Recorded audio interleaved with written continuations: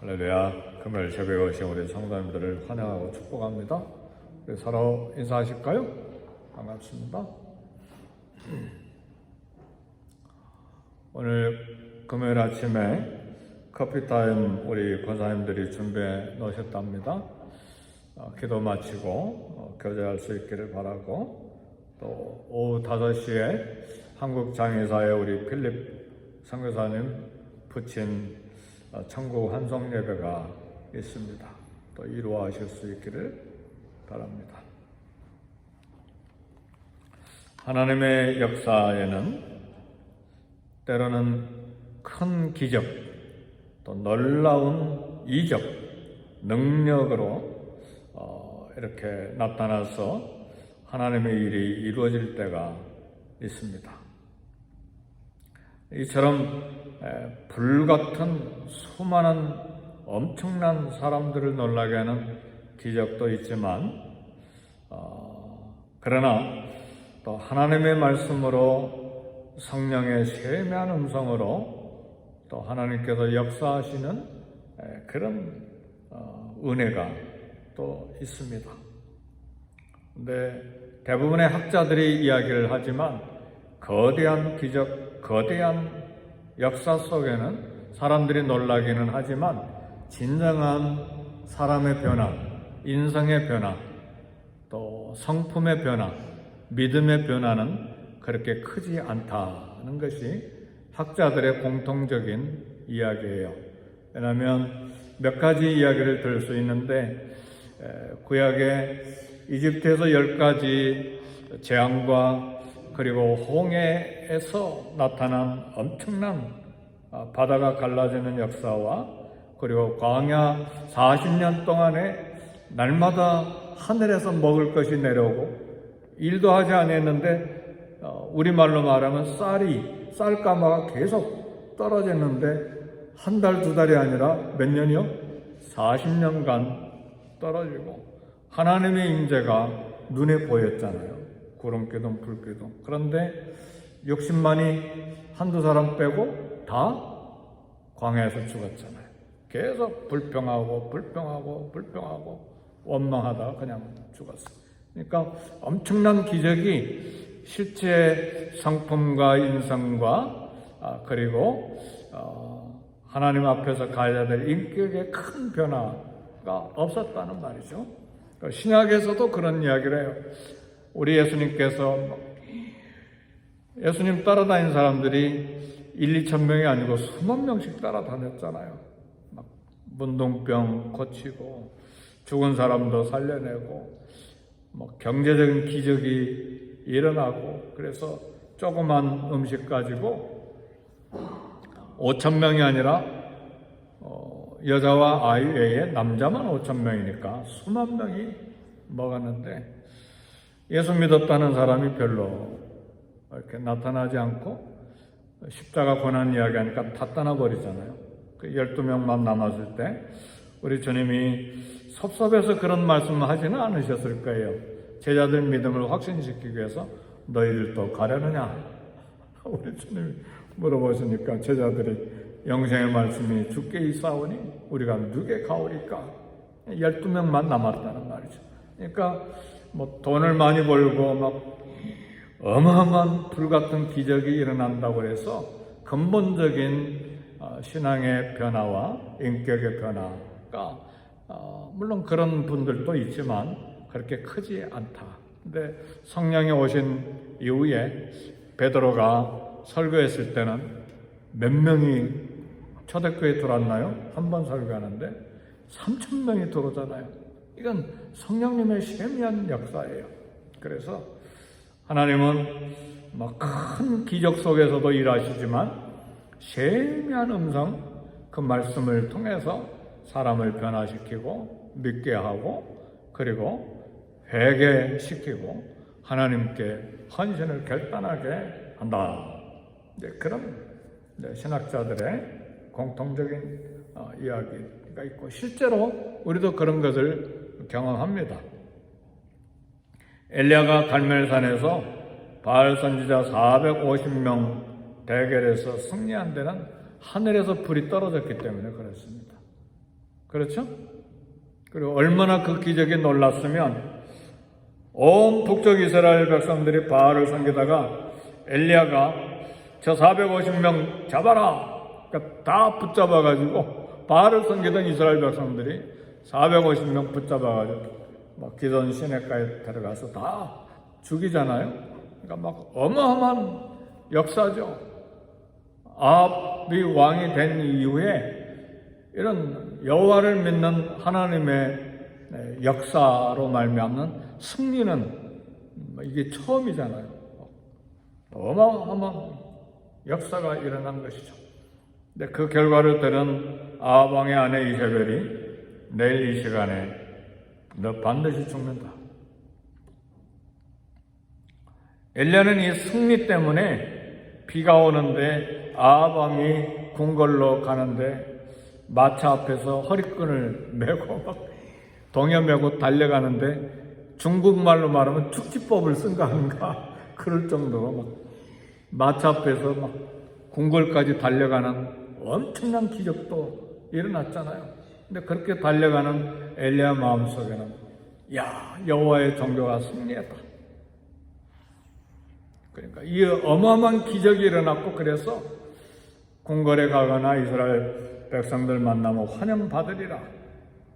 그런데 궁궐에 가보니까 아합 왕의 아내 이세벨이 쌩쌩하게 살아가지고 너 죽어. 내일 죽을 거야. 환영하는 것이 아니라 이세벨이 두려워하는 것이 아니라 쌩쌩하게 살아가지고 너 내일 죽을 거야.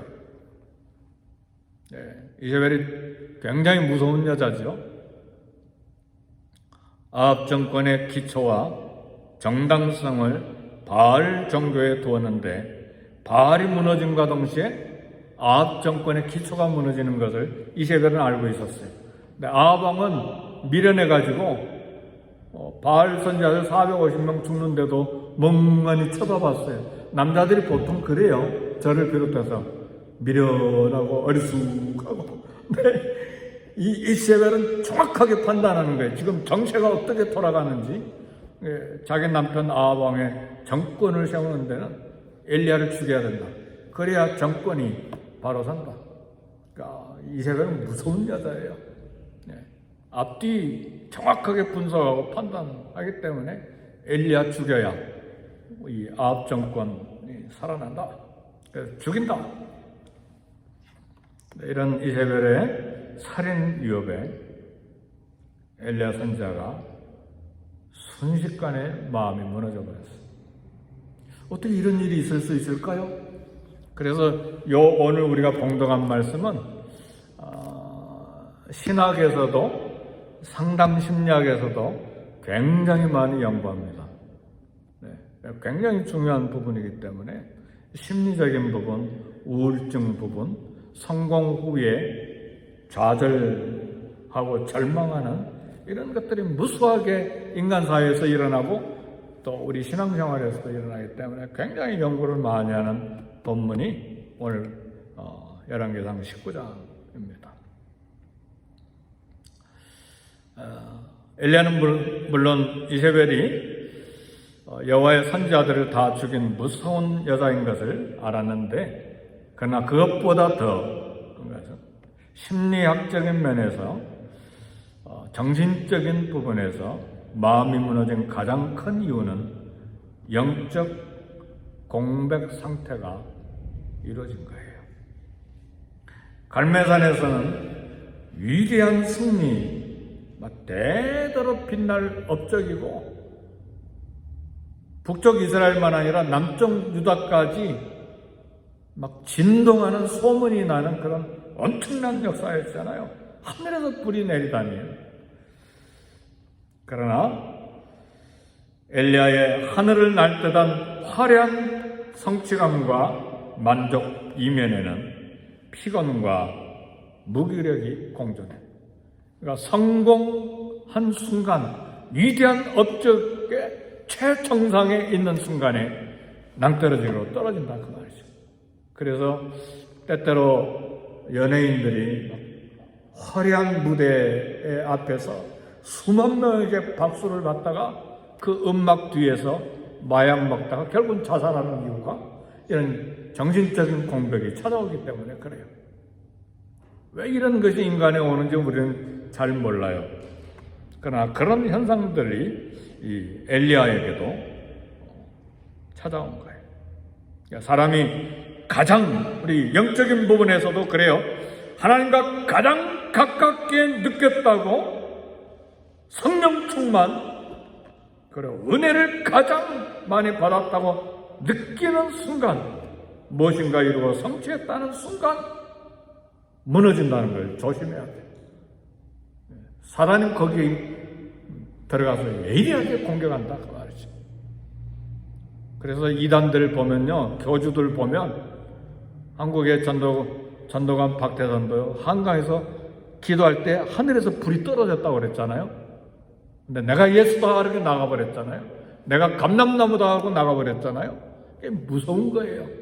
그래서 성공했을 때, 하나님께 가장 가까이 있다고 생각할 때 영적인 교만, 사단에게 떨어질까 조심해야 돼요.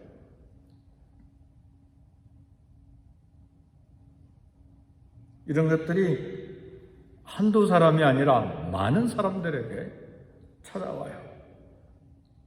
사람들이 큰 일을 한 바로 다음에 인생의 공허, 우울증, 심리적인 공백, 공허감을 느끼고 이제는 죽었으면 좋겠다. 그래 엘리야도 하나님 이제 죽었으면 좋겠습니다. 죽기를 소원한 거예요. 근데요, 엘리야가 어디까지 도망간 줄 아세요? 갈멜은 북이스라엘이니까 저 북쪽에, 지중해 북쪽에요. 최북단에서 조금 단에서 내려오면 거기에요. 근데 어디까지 도망가냐면 남쪽 유다 브엘세바는 남쪽 제일 유다의 남쪽이에요. 근데 어디까지 도망가느냐? 호렙산까지, 이집트의 저 아라비아까지 도망가 버려요. 이세벨이 찾아올 수 없는 곳인데도 나는 이제 죽었으면 좋겠다. 하나님 죽여주세요. 이게 며칠 만에 일어난 사건이에요. 위대한 선지자에게 찾아온 영적인 공백이요, 공허감이에요. 승리로 이스라엘의 모든 악의 세력 무릎을 꿇을 것이라고 생각했는데 이세벨이 끄떡없이 살아있고 환영받지 못하고 그런 순간, 한순간에 절망의 낭떠러지로 떨어졌습니다. 그러니까 역사상 가장 뛰어난 선지자라는 성취감, 나 혼자 살아남아있다. 이건 이제 이 아침에 조금 분석하고 기도 제목을 얻기를 원합니다. 로뎀나무 아래서 죽기를 소원했는데, 로뎀나무는 뭐 큰 나무가 아니에요. 이번에 이스라엘 가서도 로뎀나무 앞에 가서 사진도 하나 찍고 그랬는데, 크면 3m 크지만 보통 1, 2m밖에 크지도 않아요. 그러니까 위대한 선지자 그 조그만 나무 아래에서 죽었으면 좋겠다. 그런 이제 소원을 한 것입니다. 사랑하는 성도 여러분, 우리가 먼저 알아야 될 것, 먼저 생각해야 될 것은, 우리 하나님의 사람들은 성공으로, 성공, 성취로 부름을 받은 것이 아니고 순종으로 부름을 받았다는 사실을 알아야 합니다. 대부분 성공, 성취, 그래야 위대한 교역자, 능력 있는 사역자, 종으로 인정받기를 원하는 게 교역자뿐만 아니고 우리 모든 직분 맡은 사람들이 그런 꿈과 기도를 가져요. 그러나 우리는 성공이 목표가 아닙니다. 순종이 목표입니다. 그래서 세례 요한도 일찍 순교한 거예요. 사마리아 성에 가서 대부흥을 일으켰던 빌립 집사도 고만하고 광야로 나가라. 그래서 광야에 나가서 에디오피아에서 온 재정부 장관을 만나서 전도하잖아요. 그리고 또 성령이 이끌어 가시니까 얻어온 것도 사라지잖아요. 그러니까 우리는 성공이 아니라 순종이 우리의 목표가 되어야 됩니다. 믿으십니까? 이 원리를 놓치는 경우에는 성공하는 순간 사단의 포로가 되기가 쉬워요. 나 혼자만 남았는데 엘리야 혼자 남았습니까? 아합 만나기 전에 오바다를 통해서 무슨 이야기를 들었습니까? 이세벨이 여호와의 선지자를 다 죽일 때 내가 100명의 선지자들을 50명씩 나눠서 굴 속에 넣어놓고 떡과 물로 공개했습니다. 이미 100명이나 되는 선지자가 있잖아요. 그리고 오늘 마지막 절에 읽어보니까 하나님께서 바알에게 무릎 꿇지 아니한 하나님의 사람 몇 명 남겨두셨다고 그랬어요? 7,000명이 있잖아요. 근데 엄청난 성공을 이룰 때는 나 혼자 이뤘다. 이게 교만이면서 그리고 나 아니면 안 된다. 이게 굉장히 문제예요. 교회도 문제예요. 나 아니면 안 된다. 이게 교회를 힘들게 만드는 거예요. 그래서 모든 일은 내가 다 간섭해야 돼. 굉장히 위험해요. 목사가 하는 일까지 다 간섭해야 돼. 전도회 장로님이 하는 일들 다 간섭해야 속이 시원해. 왜? 나 아니면 안 된다. 사랑하는 성도 여러분, 엘리야가 바로 그 부분에 함정에 빠져 있었어요. 그래서 호렙산에 도착한 그리고 죽기를 소원한 엘리야를 하나님이 만나주시고 책망하신 것이 아니고 회복과 위로를 주세요. 얼마 전에는 까마귀를 통해서 떡과 물을 공급받았는데 이제는 천사가 와서 떡과 물을 공급해서 먹어라, 그리고 쉬어라, 먹어라, 쉬어라. 이것이 이제 치료의 과정 속에 있는 것이죠. 그리고 하나님이 이제 대화하십니다. 엘리야와 하나님이 나타나시는데 크고 강한 바람 속에 하나님이 안 계시고 지진 속에도 하나님 안 계시고 불 가운데서도 하나님 안 계시고 부드럽고 조용한 소리 가운데 하나님이 나타나셨습니다. 그러니까 무슨 이야기냐?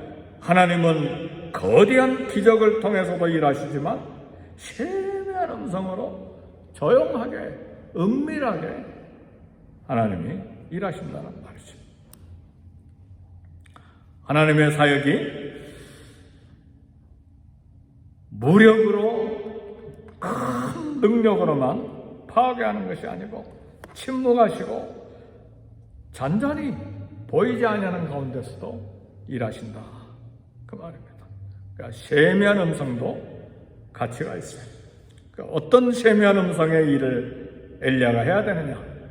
이제는 하사엘을 아람 왕으로 세우고 그리고 북쪽 이스라엘 왕 에후를 세우고 너의 다음 사역자 엘리사를 세워라. 그러니까 부드럽고 조용한 소리로 새로운 사명을 주시는 것입니다.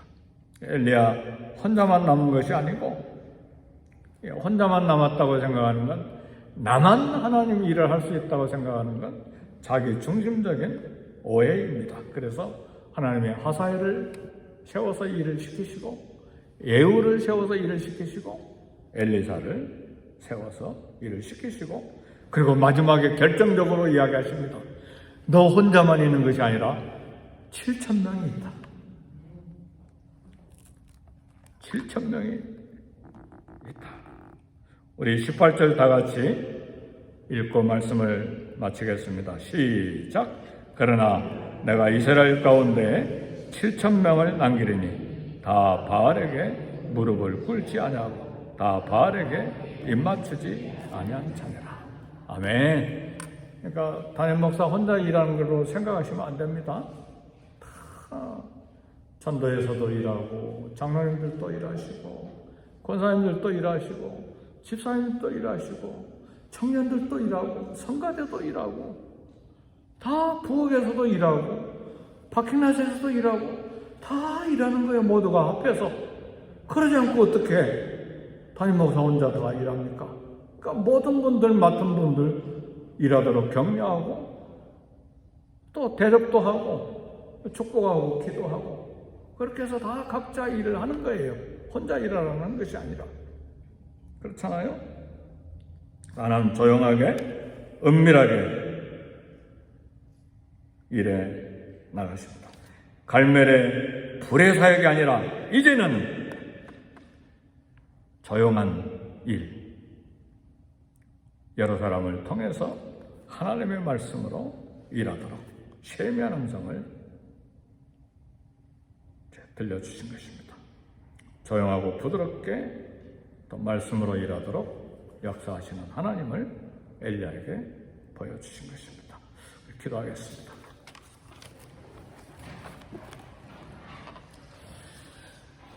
기도하실 때에 하나님의 세미한 음성을 듣고 보이지 아니하지만 조용하게 내게 맡겨진 일을 잘 감당하되 함께 일하는 지혜와 성령의 은혜가 있게 해 주옵소서. 이엠과 캠, 또 썬데이 스쿨, 또 모든 부서들을 위해서 함께 기도하고 선교지의 선교사님들을 위해서 또 기도하시고 개인 기도하시겠습니다.